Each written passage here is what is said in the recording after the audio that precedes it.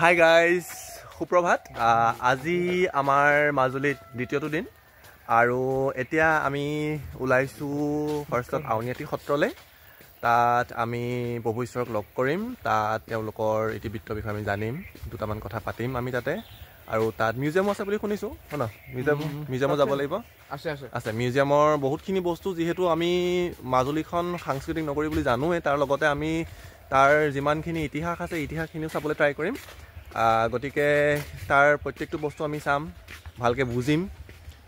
আৰু তাৰ পাছত আমি যাম Chamaguri Satra, the most awaited Satra of our journey. আৰু য়েছ, মুখা শিল্পৰ বাবে বিখ্যাত ৱৰ্ল্ড ৱাইড। চ' তাতে আমি যাম আৰু তাত যিমানখিনি মুখা শিল্প আছে, কেনেদৰে বনায়, পূৰ্ণ মুখা শিল্প, মুখা যিমানখিনি যেনেধৰণে বনায় তেওঁলোকে, সেইখিনি তেওঁলোকৰ লগত আমি কথা পাতি সুধিম কেনেকুৱা কি কৰে। আৰু এতিয়ালৈকে পোৱা নাছিলোঁ, এবাৰ চেনেলটো ছাবস্ক্ৰাইব কৰি দিব, কোৱাই হোৱা নাই। এতিয়া চোৱাৰ পিছত এবাৰ ছাবস্ক্ৰাইব কৰি দিব আৰু লগৰখিনিক শ্বেয়াৰ কৰি দিব, লাইক কৰি দিব, কমেণ্ট কৰি দিব। Okay, thank U.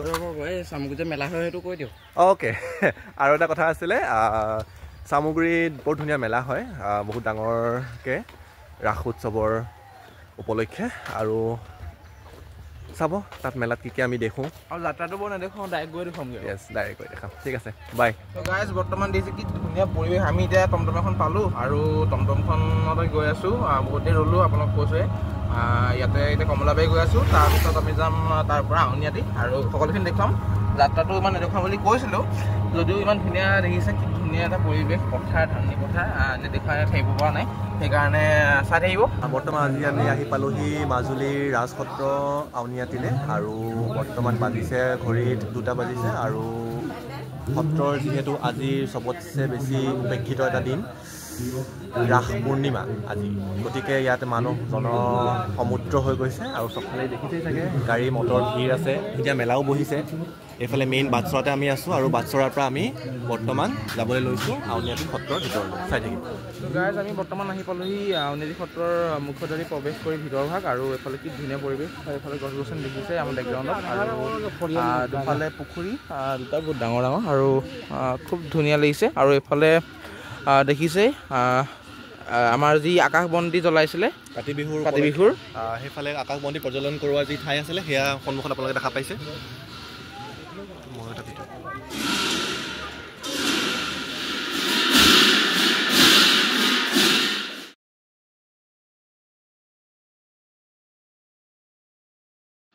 তো গাইজ, এতিয়া আমি আছোঁ এইখিনিতে আপোনাৰ আউনীআটী সত্ৰ। এইফালে আমি চাই আছোঁ বস্তুবোৰ, ইয়াত কি আছে। আৰু খুব ধুনীয়া ধুনীয়া বস্তু আছে ইয়াত। কিছুমান আমাৰ তুলসী গছৰ খুঁটা আছে ন? য়েছ, তুলসী গছৰ খুঁটা বহুত বছৰৰ পুৰণি, আৰু যিটো আচলতে আজিকালি দুষ্প্ৰাপ্য, দেখিবলৈ নাপায়। মানুহে তুলসীজোপা ৰুৱে, ইমানজোপামান হয়, কিন্তু ইয়াত একচুৱেলি ইয়াৰ বতাহ, ইয়াৰ মাটি, ইয়াৰ যিটো উৰ্বৰা শক্তি, সেইটো ইমানেই বেছি আছিলে যে এজোপা ডাঙৰ গছ বনি গৈছিলে আৰু সেইজোপাৰ খুঁটা বনাই পেলাই সত্ৰ প্ৰতিষ্ঠা কৰিব পৰা ক্ষমতা। আউনীআটী সত্ৰৰ ইয়াত আমাৰ এজন সম্বন্ধীয় ককাক লগ পালোঁ আৰু লগ পাই খুব ভাল লাগিলে। এতিয়া ইয়াতে থাকে তেওঁ। সত্ৰখন আউনীআটী সত্ৰ বুলি কয়। এই আহোম ৰজা জয়ধ্বজ সিংহৰ দিনত 1653 চনত এই সত্ৰ প্ৰতিষ্ঠা হৈছিলে। আৰু এই সত্ৰ প্ৰতিষ্ঠা হওঁতে প্ৰথম সত্ৰাধিকাৰজন আছিলে শ্ৰী শ্ৰী নিৰঞ্জন দেৱ গোস্বামী। আৰু বৰ্তমানৰ সৈতে 16জন সত্ৰাধিকাৰ হৈছে। বৰ্তমানৰ নাম হ'ল ডক্টৰ শ্ৰী শ্ৰী পীতাম্বৰ দেৱ গোস্বামী। এওঁলোকে কি পৰিধান কৰিছে আমি সুধিবলৈ চেষ্টা কৰিম। কি পৰিধান কৰিছা তোমালোকে? কি পৰিধান কৰি আছা তোমালোকে? নতুবা নৃত্য।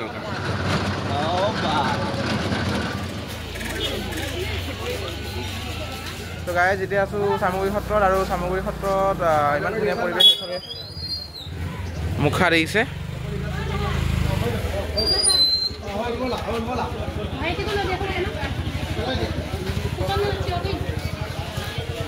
এই বস্তুটো চাওক, এই বস্তুটো এইখন মুখা, মানে ইয়াত মুখখন খোলা মেলাও কৰিব পাৰি। এই অলপ দেখিব পাৰিছে, এই বস্তুটো মানে এটা বেণ্ড এটা আছে দেখিছে, এইটো খোলা মেলাও হয় মুখা। এনেকুৱা চাগে এইখনো হ'ব তেনেকুৱা। হয় হয়, এই গোটেইখন ইয়াত আপোনালোকে চাব পাৰিছে। এই এটা লাইন গৈছে দিছেনে এইফালে। চ' এই লাইনটো যে গৈছে, এইটো খোলা মেলা হয়। এই 1687 চনত প্ৰতিষ্ঠা কালৰ পৰা আমাৰ এই সত্ৰখনে মুখা শিল্পটোক ধৰি ৰাখিছে বৰ্তমান সময়লৈকে। এইটো এটা পৰিয়াল কেন্দ্ৰিক আছিল যদিও আগতে মানে এই পৰিয়ালৰ দেউতাকৰ পৰা প্লেকে শিকিছিল আৰু সেই তেনেকৈ চলি আহি আছিল কিন্তু এতিয়া যিখিনি আগ্ৰহী যিখিনি বাহিৰৰ ষ্টুডেণ্ট শিকিবলৈ আহিছে তেওঁলোককো ইয়াত মানে জনপ্ৰিয় হোৱা গুৰিতে যে সময়ৰ লগত মিলাই মই এটা চৰিত্ৰ মাত্ৰ দেখাব পাৰিম যিহেতু এই ৰাসতে উপস্থাপন হ'বলগীয়া এটা চৰিত্ৰৰ নাম হ'ল উপমা গতিকে এই চৰিত্ৰ মুখত পিন্ধি অভিনয় কৰে আৰু এয়া হ'ল কাৰণ এই চৰিত্ৰই মানুহৰ স্বাভাৱিক মুখখনৰ লগত মুখখনে প্ৰকাশ কৰিব নোৱাৰে কাৰণে সেই মুখখনক ঢাকি মুখাৰে এক পৰিৱেশন দেখুৱাই দিছোঁ যে বাঁহৰ কাঠিৰে আৰম্ভণি এটা সজা তাৰ ওপৰত কটন কাপোৰ কোৰৰ মাটি সেই সজাটো ঢাকি দিয়া হ'ল যদিও 3 নম্বৰত আহি তাৰ ওপৰত ৰূপ বা চেহেৰা যি চেহেৰা তাৰ ওপৰত হ'ব নাটকৰ মাইথলজী নাটকৰ গৌৰৱ হনুমান ৰাজ্যৰ ইত্যাদি অসুৰ চৰিত্ৰ গোবৰ কুমাৰ মাটি লগত মিহলাই ৰূপ দিয়া হ'ল সেই ৰূপটো যেতিয়া সমলঞ্চ হৈ হ'ল গোবৰৰ কাম তাক মিহি কৰি আকৌ কটন কাপোৰ কুমাৰ মাটিৰে ঢাকি দিলে চতুৰ্থ আৰু চতুৰ্থ পাছত মুখাত ৰঙেৰে মুখাক তাৰ নান্দনিক প্ৰকাশ আৰু তাৰ পাছত মুখাই প্ৰাণ পাব আৰু এখন মুখক এই সময়ে পিন্ধিব আৰু এখন মুখ ভাত খাব আৰু বাহিৰত প্ৰকাশ কৰিব গৰুড়ৰ চৰিত্ৰ ইয়াত লাগি যাব আৰু সংলাপ দিব গৰুড়ই তো গাইজ চামগুৰি সত্ৰ গোটেইখন চালোঁ মুখাশিল্প আপোনালোকে দুফালে গম পাইছে এতিয়া এইফালে মেলা হৈছে আমি চামগুৰিত আছোঁ আৰু ইয়াৰ সত্ৰাধিকাৰে আমাক মুখাশিল্প কেনেকৈ বনায় মুখাশিল্প প্ৰত্যেকটো বস্তু আমাক দেখালে ভাল লাগিলে আৰু যিটো এটা আপুৰুগীয়া সম্পদ সেইখিনি সম্পদ আমি চাব পাৰিলোঁ আমি বহুতে ভাল লাগিছে আৰু জনসমুদ্ৰ ইয়াতো আজি হৈ আছে যিহেতু ৰাসৰ মহোৎসৱ সেইকাৰণে আৰু চাই থাকিব কেনেকুৱা কি ধৰণে প্ৰস্তুতি চলিছে আমি বস্তু লৈ ল'লোঁ এইফালে বাঁহী ল'লোঁ আৰু দেখিছে আৰু ধুনীয়াকৈ অলপ দেৰিছে গাড়ী আহিব যাম আৰু মাজুলী বুলি চৌপিনিয়াৰ এটা লৈ ল'লোঁ আৰু চিনস্বৰূপে